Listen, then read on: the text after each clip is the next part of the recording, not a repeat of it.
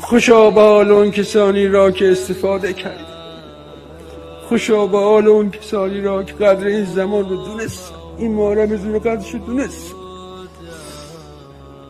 و تونستن گره هاشون رو باز کنن.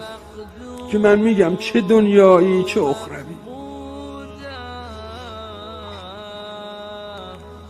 فقط یه جمله میخوام به خدا بگم: خدایا اگر کوتاه آمدیم توی کوتاهی های ما نگیر.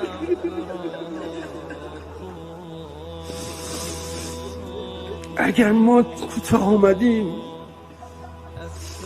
به این کوتاهی های ما نگیر. یه جوری نشه ما از سریع سفره استفاده نکرده بلنشیم بریم.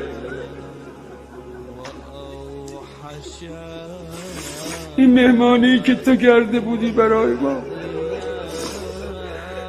بیا ما رو پذیرایی بکن مثل بقیه که پذیراییشون کرد.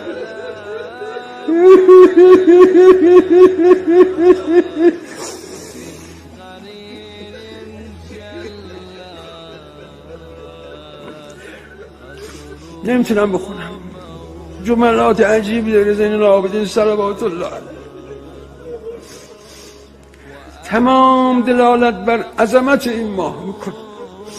این روایتی که از امام صادق صلوات الله علیه بود: من لم یغفر فی شهر رمضان لم یقبل له الی قابل حتی یشهر.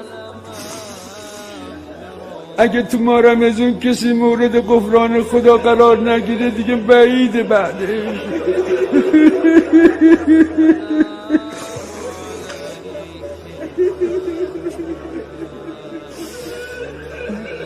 به حسب ظاهر چند ساعت بیشتر باقی نمونده واسه ما.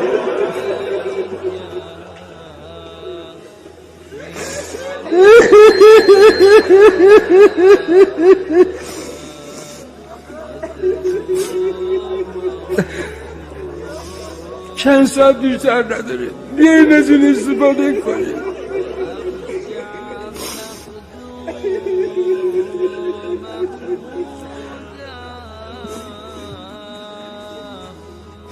خود من امشب فکر میکردم، گفتم مگه میشه دست خالی ما رو برگردونی؟ میشه کسی رو دعوت کنی سر سفره بشونی بعدش غذا ندی؟